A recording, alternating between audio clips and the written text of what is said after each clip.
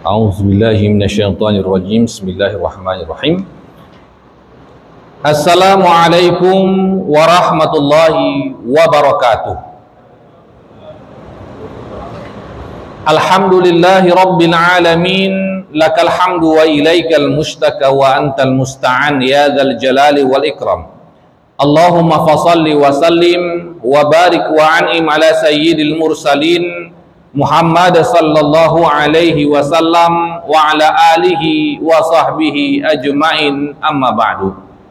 Yang sama-sama kita hormati ketua dan pengurus Masjid Ar-Rahim, alim ulama, tokoh masyarakat, bapak-bapak, ibu-ibu, jamaah salat maghrib menjelang isya, rahimani wa rahimakumullah.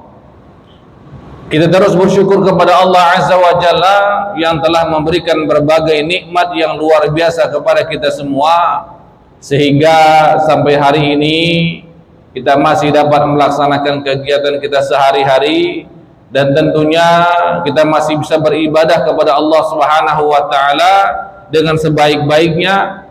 Dan ini semua nikmat yang luar biasa, karena tidak semua orang Allah berikan nikmat yang seperti kita rasakan. Ada sebahagian yang Allah berikan nikmat hidayah, keinginan untuk melakukan ibadah, tapi tidak Allah berikan nikmat kesempatan, tidak sempat. Ada yang Allah berikan nikmat kesempatan, nikmat hidayah, tapi Allah tidak beri kesehatan, ya tidak jadi juga. Ada yang Allah berikan kesempatan dan kesehatan, tapi tidak diberikan hidayah, ya tidak datang juga sholat ke masjid. Sementara kita yang sudah Allah berikan berbagai nikmat tadi, hidayah kita dapat, sehat tubuh kita, luang waktu kita, lapang kita melaksanakan ibadah, ini semua adalah nikmat dari Allah Subhanahu wa Ta'ala. Bukan semata-mata karena kita ingin ke masjid, bukan, tetapi karena Allah berikan nikmat-nikmat tersebut sehingga kita bisa mudah untuk beribadah kepada Allah Subhanahu wa Ta'ala. Maka meskipun kita beribadah ini banyak, jangan anggap bahwa ibadah kita ini karena diri kita, tapi anggaplah ibadah ini dapat kita selesaikan dengan baik karena nikmat dari Allah Subhanahu wa Ta'ala. Alhamdulillahi rabbil alamin. Salawat seiring salam kepada baginda Nabi sallallahu alaihi wasallam tak lupa kita sampaikan kepada beliau, Allahumma shalli ala sayyidina Muhammad wa ala ali sayyidina Muhammad, sebagai panutan dan teladan kita. Mudah-mudahan kita bisa terus mencontoh beliau, ya, segala kehidupan beliau itu semuanya mengandung hikmah yang luar biasa. Selama kita mengamalkan sunnah-sunnah Rasulullah, maka kita berada di jalan yang diridhoi oleh Allah Subhanahu wa Ta'ala. Insya Allah sedikit demi sedikit kita jalankan, kita laksanakan sunnah-sunnah Rasulullah Sallallahu Alaihi Wasallam. Mudah-mudahan kita semua mendapatkan syafaatnya kelak. Amin ya rabbal alamin. Jamaah yang dengan Allah Subhanahu wa Ta'ala, tak terasa sudah berganti tahun 1445 Hijriah. 1 Muharram sudah berganti, dia masuk ke tahun yang baru. Tetapi dalam adat dan tradisi masyarakat di Jawa, 1 Muharram itu biasa disebut juga sebagai 1 suro. Ya, Muharram itu kalau di Jawa itu suro dia. Dan di dalam 1 suro itu kalau di Jawa itu sering sekali menjadi 1 malam yang mistis, ya, malam yang penuh dengan misteri. Kenapa demikian? Karena memang kata guru saya Kiai Rafiqul A'la, bahwasanya di Jawa itu memang ada tradisi, tapi ini tradisi yang tak baik pula, ya, di kalangan orang-orang yang tak baik di Jawa sana. Para dukun, para tukang sihir itu kalau malam 1 suro biasanya itu event untuk mereka, festival untuk mereka, memperlihatkan kemampuan mereka dalam melakukan sihir. Sehingga ada di beberapa tempat di kampung itu, kalau sudah malam 1 suro itu seperti malam tahun baru. Maksudnya gimana? Teluh, tahu Bapak Ibu sekalian teluh? Sihir, ya, sihir berbentuk teluh dia, itu terbang-terbang pada malam hari, pada malam satu suro itu. Terbang, nampak. Tidak perlu kita mempelajari ilmu apapun, kalau di malam satu suro, di beberapa desa yang terkenal dengan sihirnya, itu bisa melihat bagaimana teluh, sihir, ya, itu terbang, ya, mencari mangsa ataupun targetnya. Kadang-kadang yang meledak di atas, das. Ya. Bahkan sampai sekarang pun ini masih ada. Bagi yang sudah pernah tinggal di Jawa, ya, ini bukan sesuatu yang aneh. Memang begitulah, ya, tradisi di sana. Tapi ini kan dilakukan oleh orang-orang yang ya melakukan sihir atau praktek perdukunan. Dan memang ini yang mau kita bahas pada malam hari ini. Karena kaji kita terkait dengan al-kabair ataupun dosa-dosa besar, di bagian yang ketiga al-kabiratus tsalitsah, dosa besar yang ketiga as-sihru ataupun sihir. Ya. Ketika kita berbicara tentang sihir, maka kita melihat pada Al-Quran di dalam surah Al-Baqarah ayat yang 102. Allah Subhanahu wa taala berfirman, "Wa ma kafara Sulaiman," dan sungguh Sulaiman, Nabi Sulaiman itu tidak kafir, "walakinna syayatina kafaru," akan tetapi yang kafir itu adalah syaitan, "yu'allimunan nasa sihr," karena syaitan itulah yang mengajarkan manusia tentang sihir. Jadi kalau ditanya, siapa yang mengajarkan sihir? Yang pertama itu syaitan. Lalu siapa lagi? Kelanjutannya ya, terkait dengan wama unzila alal malakaini, dan apa yang diturunkan kepada dua malaikat, Harut dan Marut. Ada dua malaikat yang diturunkan Allah ke muka bumi, Harut dan Marut. Ngapain mereka? Mengajarkan sihir. Tetapi ketika orang mau belajar sihir kepada malaikat Harut dan Marut, maka mereka mengatakan, wa ma yu'allimani min ahadin, keduanya tidak akan mengajarkan tentang sihir hatta yaqula, sampai keduanya mengatakan, innama nahnu fitnatun fala takfur, janganlah kalian belajar ini karena kami hanyalah cobaan. Kami malaikat, betul, kami malaikat Harut dan Marut. Kami punya ilmu sihir, memang betul. Kami mengajarkan sihir, memang iya. Tapi kami mengajarkan ini sebagai bentuk ujian dan cobaan untuk manusia. Jadi kalau ada datang kepada malaikat Harut ataupun Marut, wahai malaikat Harut, wahai malaikat Marut, tolong ajarin saya sihir. Maka malaikat tadi akan mengatakan apa? Kami ini adalah fitnah, ujian, cobaan. Jangan kalian kufur, kami hanya cobaan ini. Tapi memang malaikat ini bawa sihir, ya. Allah yang turunkan mereka ini, ya. Namun kemudian apa yang terjadi jamaah sekalian?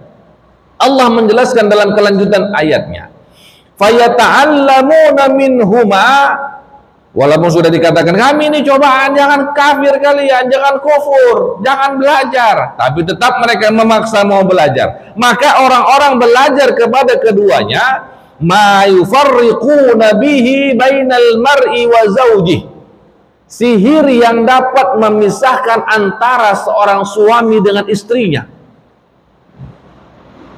Wa ma hum bidarrina bihi min ahadin, akan tetapi ingat, sihir itu tidak akan bisa memberikan mudarat apapun bentuknya illa biiznillah, kecuali dengan izin Allah. Wa yata'allamu ma yadurruhum wa la yanfa'uhum, yang dipelajari oleh orang-orang yang belajar sihir tadi, yang dipelajarinya itu hanyalah sesuatu yang memudaratkan dan tidak ada manfaatnya. Walaqad alimu laman ishtara, ayat ini menjadi sebuah dalil yang oleh para ulama menyebutkan bahwasanya sihir itu adalah sesuatu yang nyata, ada, dan dia memberikan efek. Ada efek dari sihir itu, ya. Efeknya itu ada yang hanya sifatnya pada penglihatan saja, sebagaimana diterangkan dalam ayat yang lain, ya, tentang Nabi Musa dan para penyihir, ya. Efek sihir itu ada yang hanya berpengaruh pada mata kita, ada yang bisa berpengaruh pada jiwa kita. Adapun sihir yang mempengaruhi pandangan mata kita, kalau dalam kisahnya di Al-Quran, itu sebagaimana yang terjadi antara Nabi Musa dan penyihirnya Fir'aun, ya. Penyihir Fir'aun melemparkan apa? Tali temali, lalu ketika mereka lempar, maka tali temali tadi menjadi ular, ya, terlihat seperti ular. Kalau di dalam sihir modern seperti sekarang, dan ini sebenarnya banyak terjadi Bapak Ibu sekalian, zaman modern seperti sekarang, sudah ada internet, orang sudah ke bulan, ada yang mau berangkat ke Mars, sihir masih tetap ada, ya. Beberapa sihir yang masih dilakukan di zaman sekarang, itu ada orang yang bisa menyihir daun berubah jadi uang. Dan ini banyak, kalau ditanya kepada para pedagang, ada saja yang pernah mendapatkan seperti ini. Sihirnya mempengaruhi pandangan mata. Jadi ada orang belanja, ketika bayar, dia bayar dengan uang, ya. Dipegang uang ini, dilihat, ya, diterawang, diraba, uang betul. Tidak ada bedanya dengan uang yang lain. Kasih kembalian.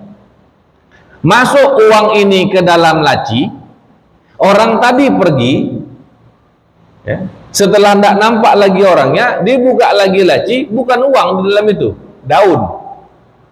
Zaman sekarang masih ada yang seperti itu, subhanallah, ya. Masih ada. Ada beberapa video yang saya lihat di YouTube, ya, dia bingung kenapa uang itu bisa berubah jadi daun. Memang ada.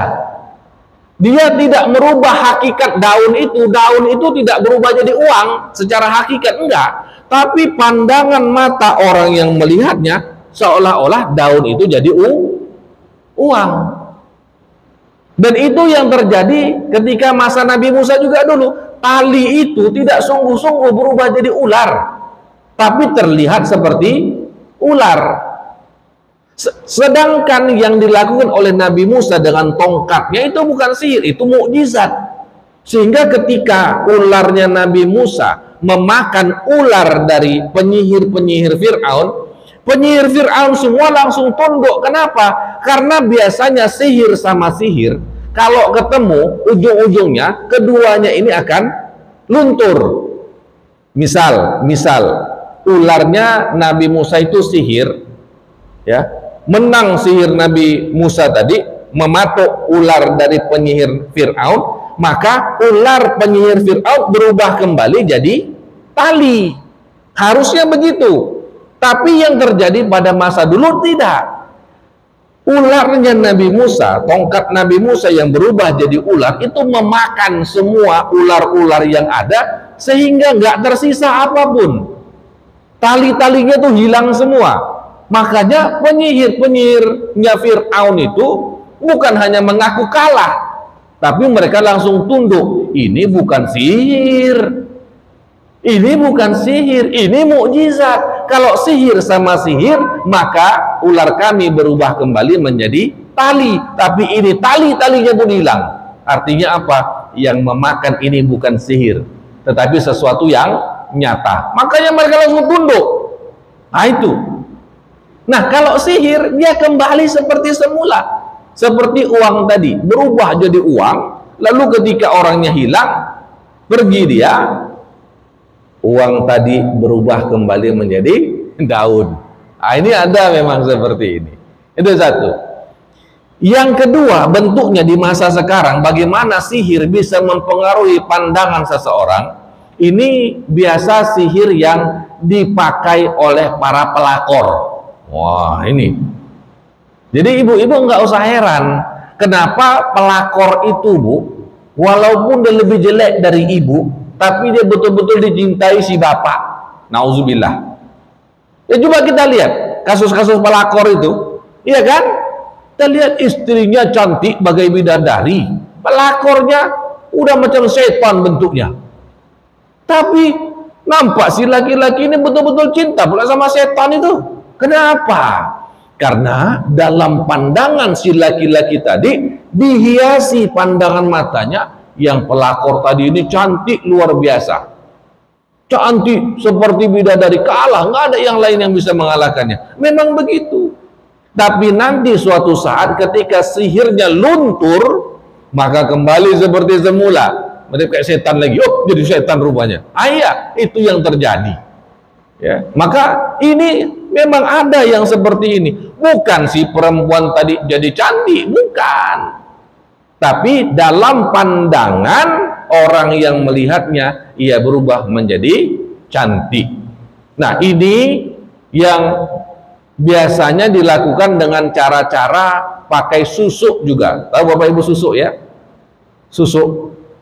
Susuk itu kalau yang saya lihat dan dijelaskan oleh kiai saya, susuk itu misalnya susuk emas, itu memang dia semacam jarum emas, memang ditusuk, susuk gitu ya. Memang jarum yang terbuat dari emas dimasukkan memang ke dalam wajah, memang dimasukkan, tapi bukan sembarang dimasukkan macam jarum dimasukkan. Ya, tentu ada jampi-jampi sihirnya, sehingga jampi-jampi sihir itu yang kemudian menyebabkan orang yang berada di sekitar ini dalam area tertentu seolah-olah itu dia cantik betul. Memang iya, memang ada yang seperti itu. Nauzubillah, sumpah, nauzubillah. Jadi seolah-olah cantik, padahal enggak. Ya, enggak. Itu hanya tipuan mata saja. Nah, itu bentuk yang kedua. Ada lagi bentuk yang ketiga. Dia mempengaruhi jiwa seseorang. Ya. Seperti yang disebutkan dalam Al-Quran, yufarriquna bainal mar'i wa zawji. Dan ini salah satu termasuk sihir yang paling kuat di muka bumi. Karena yang menurunkannya adalah Allah sebagai ujian, yang membawanya adalah malaikat Harut dan Marut. Kalau sihir yang lain yang tadi kita sebutkan tadi itu yang bawanya si setan, ya. Yu'allimunan nas, setan yang mengajarkan sihir, tipuan mata. Ya, sebentar hilang, pergi orangnya, berubah lagi. Tapi sihir yang mampu memisahkan antara seorang laki-laki dengan pasangannya, suami nggak cinta lagi kepada istrinya, istrinya nggak sayang lagi kepada suaminya, ini bentuk sihir yang kuat sekali ini, nggak main-main dia. Karena apa? Yang menurunkannya adalah Allah, yang mengajarkannya adalah malaikat. Malaikat apa? Harut dan Marut. Buka surah Al-Baqarah ayat 102. 102, Al-Baqarah 102. Baca terjemahannya. Itu ada di sana dijelaskan. Nah, sihir yang bisa memisahkan antara seorang laki-laki dan pasangannya dengan istrinya itu, ini bentuk sihir yang sangat kuat. Dia sedikit berbeda levelnya dengan yang tadi. Kalau yang tadi hanya pandangan mata, tapi yang ini levelnya sampai mempengaruhi rasa suka, mempengaruhi jiwa, ya. Membuat dia itu merasa marah aja dengan pasangannya, merasa nggak tenang, nggak betah dengan istrinya. Ada, memang ada, ya. Dan biasanya ini dipadukan dengan sihir setan yang satu lagi, dibuat laki-laki ini nggak betah dengan istrinya, lalu kemudian dia datang dengan susuk yang ada di wajahnya, seolah-olah dialah wanita yang paling cantik itu. Bisa dipadukan begitu, ya, dua sihir yang jahat. Ini sihir yang jahat. Karena apa? Karena orang yang melakukannya disebut sebagai orang kafir. Maka hati-hati ini. Mendatangi dukun. Kalau sekarang jarang dibilang dukun. Yang dukun itu biasa dukun patah sama dukun beranak. Cuman dua inilah dukun patah, atau bisa disebut oh ibu itu tuh dukun beranak, masih nggak masalah. Tapi kalau dukun-dukun yang lain, nggak berani orang. Ya dukun nanti bahaya ya kan begitu. Kenapa? Kalau sekarang dukun itu sudah berubah nama jadi apa? Orang pintar, ya. Padahal nggak ada gelarnya, sekolah pun enggak. Tapi orang pintar. Kenapa? Ya begitulah orang pintar ya, memanipulasi. Terkait dengan hal ini, maka di dalam kitab Al-Kabair disebutkan banyak sekali manusia yang tertarik untuk melakukan sihir, padahal hal itu merupakan sesuatu yang haram, ya. Dan perlu kita sadari bersama jamaah sekalian bahwa wa mahum bidarrina, sihir-sihir itu tidak akan bisa memberikan mudarat, memberikan efek illa biiznillah, kecuali dengan izin Allah. Kalau Allah nggak izinkan, nggak punya efek juga. Dan efek dari sihir itu kalau sudah diizinkan Allah, jangankan manusia biasa, bahkan Nabi Muhammad SAW juga pernah kena. Ini bukan manusia biasa nih, Nabi Muhammad nih pernah kena dengan sihir itu. Siapa orang yang berani-berani menyihir Nabi SAW? Dia bernama Labid atau Lubaid bin Al-A'sam, yang merupakan salah seorang dari Yahudi. Bagaimana si Labid atau Lubaid tadi ini menyihir Nabi? Nah, Nabi SAW punya pembantu, anak-anak kecil yang membantu Nabi, melayani Nabi, dan kebetulan anak ini adalah anak Yahudi, ya, dia anak Yahudi. Anak Yahudi ini kemudian dipengaruhi oleh si Labid tadi untuk mencuri sesuatu dari Rasulullah. Apa yang dia curi? Dicuri dari Rasulullah sisir, dan di sisir itu ada rambutnya Nabi SAW. Ya, disuruh curi sisir, tapi di sisir itu yang ada rambut Nabi. Itulah yang menjadi bahan untuk sihir yang digunakan menyihir Nabi SAW. Apa yang dilakukannya? Diambil sisir tadi, diambil rambut tadi, lalu kemudian diuntel-untel, diikat-ikat seperti buhul-buhul, ikatan-ikatan, ya, ikatan-ikatan, lalu kemudian ditiup, dibaca-baca jambi, ditiup-tiup. Itu yang dilakukan. Lalu kemudian diikatkan benda sihir ini pada sebuah batu yang besar, dan batu ini kemudian dicampakkan ke dalam sumur, yang mana sumur itu adalah sumur Zakwan di kota Madinah. Maka ketika sudah dilakukan sihir ini berpengaruh pada Nabi. Nabi SAW sering merasakan nggak enak badan semenjak disihir itu. Bahkan sampai-sampai Nabi itu sakit kepala beliau. Dan bahkan saking sakit kepala beliau sampai merasa bahwa beliau ini mendatangi istri-istrinya gitu. Padahal Nabi itu di rumah aja, tapi perasaannya Nabi mendatangi istri-istrinya. Saking sakitnya pengaruh sihir tadi. Dan itu berjalan sampai 1 bulan lamanya, bukan sebentar, 1 bulan. Kemudian apa yang terjadi? Nabi berdoa kepada Allah Subhanahu wa Ta'ala tentang apa yang terjadi. Maka Allah menurunkan 2 orang malaikat, satu malaikat Jibril, yang kedua malaikat Mikail. Turun kedua malaikat ini ketika Nabi sedang tiduran, ya, karena kondisinya lagi nggak enak badan, sakit, ya.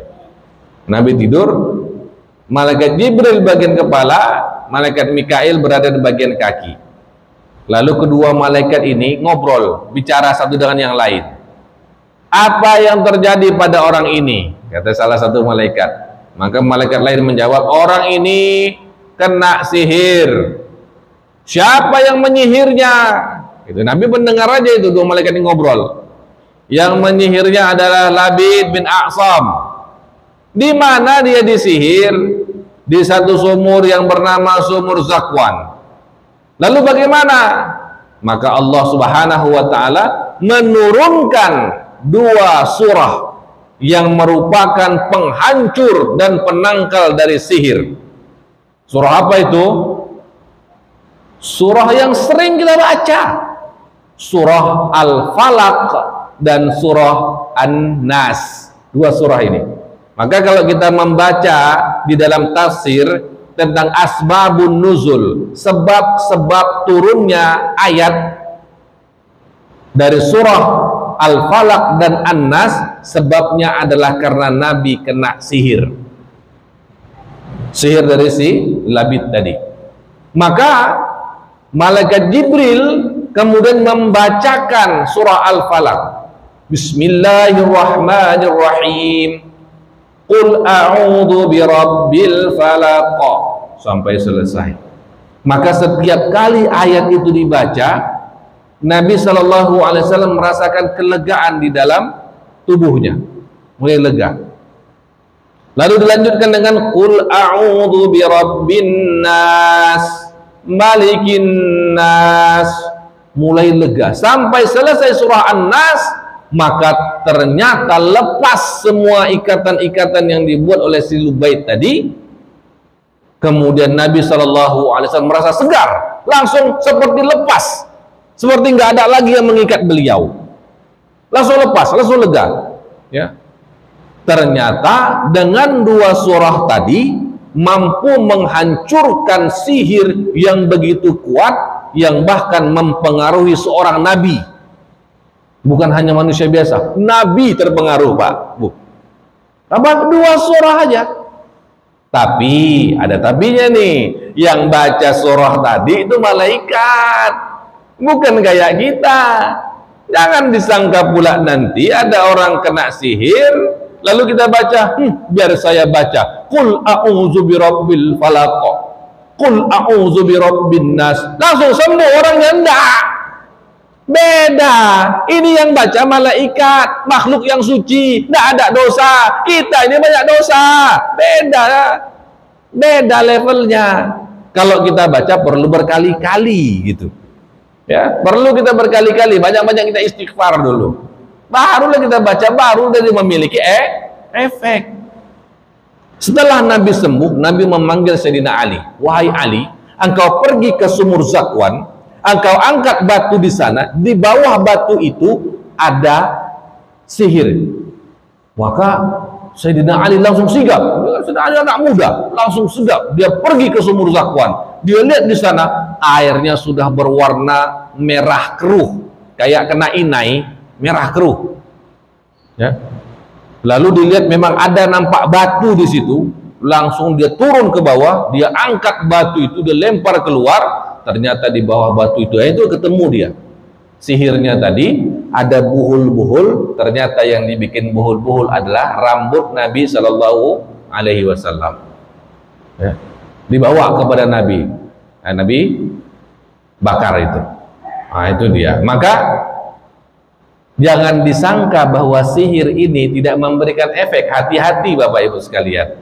Jangan disangka tidak mungkin lah Ustaz. Iya, sihir itu punya pengaruhnya atas izin Allah. Maka kalau kita nggak mau sihir itu mempengaruhi kita, kita berlindunglah kepada Allah. Dengan apa? Dengan wasilah dua surah tadi, coba kita baca maknanya. Qul a'udzu birabbil falaq. Katakan wahai Muhammad, aku berlindung kepada Tuhannya segala makhluk. Ya, mohon maaf, Tuhan yang menguasai al-falaq. Falaq itu waktu subuh. Ya, waktu fajar, subuh, falaq. Ya, Tuhan yang menguasai waktu subuh. Min syarri ma khalaqa, dari kejahatan makhluk gelap gurita. Kalau sudah malam, kan ini malam, tapi di malam itu ada masa paling gelap, tengah malam. Kenapa rupanya tengah malam? Wa min syarrin naffatsati fil uqad. Akan ada di tengah malam orang yang bikin sihir. Karena memang sihir itu tengah malam. Nggak bisa siang-siang orang bikin sihir, Bapak Ibu sekalian. Nggak bisa. Ya. Gagal sihirnya tuh. Orang bikin sihir itu tengah malam. Ya, makanya babi ngepet itu tengah malam tuh. Ya. Babi ngepet itu yang suka ngambil uang orang. Ada, bukan nggak ada, itu ada bentuk sihir juga itu. Itu bentuk sihir juga, bukan nggak ada, ada. Zaman udah canggih tapi masih ada loh yang main sihir. Nah, dalam ayat tadi, dari kejahatan orang yang meniup pada buhul-buhul, pada ikatan-ikatan tadi itu. Si Labid tadi menyihir Nabi itu tengah malam. Wa min syarri hasidin idza hasad, dan dari kejahatan orang yang hasad, hasadnya orang yang hasad. Kenapa? Karena tidak ada orang yang mau menyihir orang lain kecuali karena hasad yang ada dalam hatinya. Nggak senang dia, ini kawan ini cepat kali naik pangkatnya, baru 1 tahun sudah naik jadi manajer ya. Lalu kemudian naik lagi jadi direktur, cepat kali ya karir dia ini. Kayaknya ada main dia, nggak senang hati ini ya, ngelihat orang lain itu sukses, maka disihir. Dan ini beneran Bapak Ibu sekalian, ada yang seperti itu. Kenapa saya bisa katakan demikian? Ini mohon maaf, ayah saya pernah kena yang begitu, terkena sihir dari rekan kantornya, karena kebetulan naik pangkatnya agak cepat ya.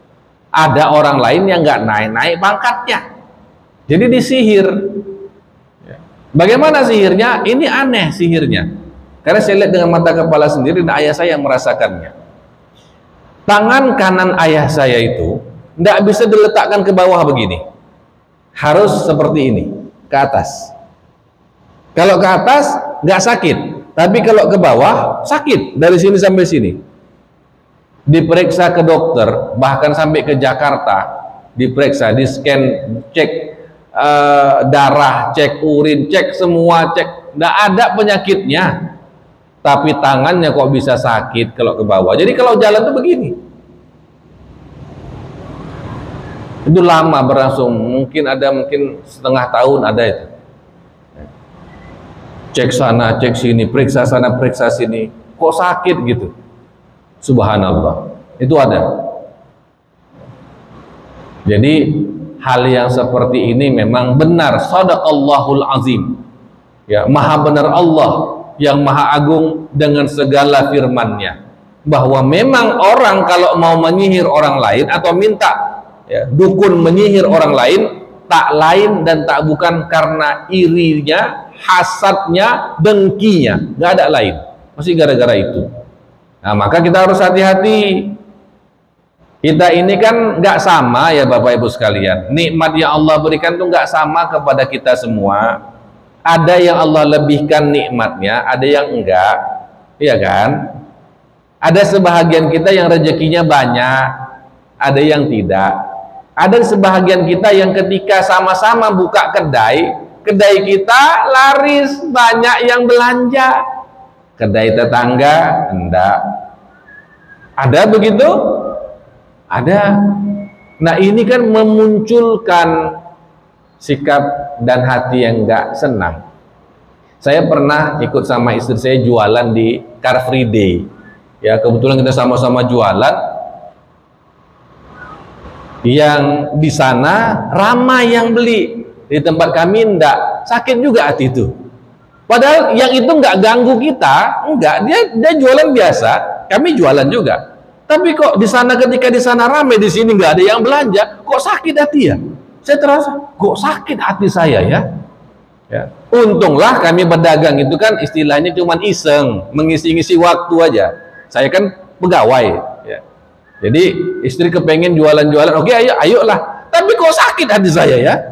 Jadi saya membayang-bayangkan, Sedangkan saya yang punya gaji saja, iseng-iseng jualan, lihat orang lain sukses, di tempat saya sepi, itu sakit hati saya. Apalagi orang yang benar-benar cari nafkahnya dari berdagang, hidup matinya di berdagang, makan siangnya dari berdagang, nafkahin anaknya dari berdagang.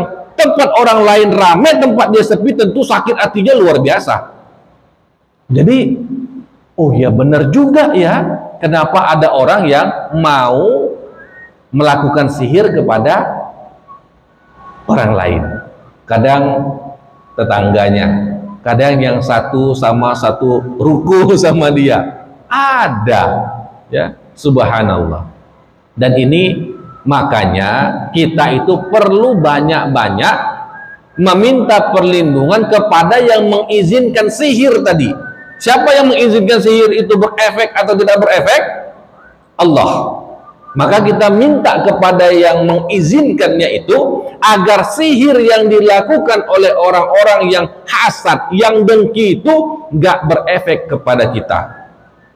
Saya pernah lihat di video YouTube, itu mungkin Bapak Ibu sekalian boleh nanti cek juga di YouTube itu, ada dukun yang taubat. Nah, cerita tentang dukun yang taubat itu ada, gitu. Dan dia bilang apa?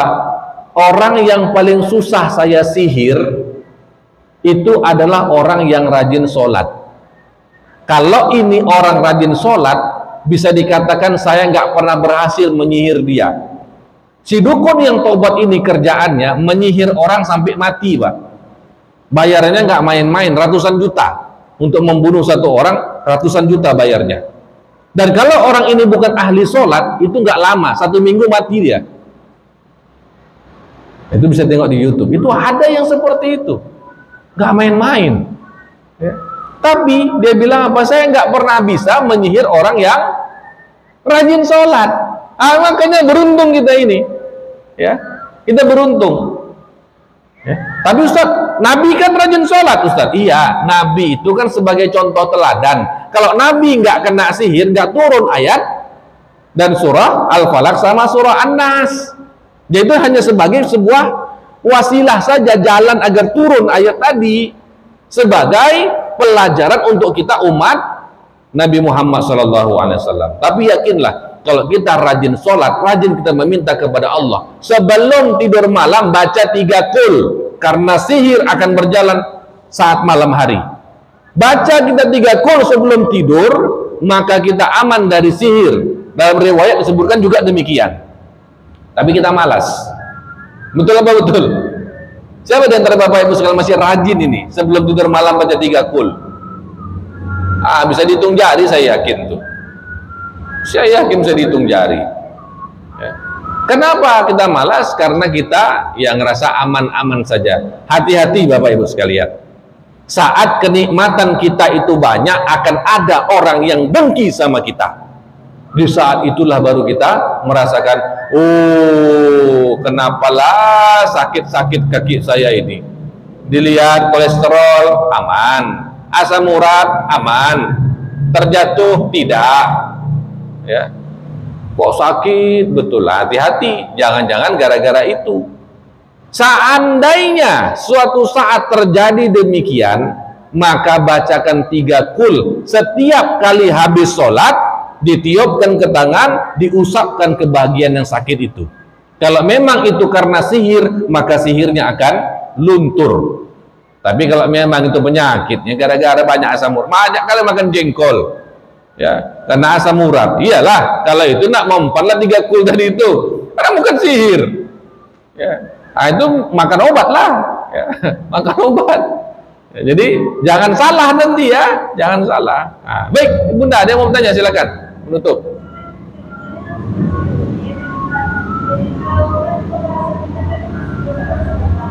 Betul. Betul. Lalu kemudian orang yang melakukannya, baik tukang sihirnya ataupun orang yang mendatangi tukang sihirnya, mereka sama-sama mendapatkan dosa besar. Dosa besar. Siapa yang mendatangi dukun, maka dia telah kafir dengan apa yang dibawa oleh Muhammad SAW. Dalam sebuah hadis disebutkan demikian. Hati-hati, datang kita kepada dukun, bisa jadi kafir. Dukunnya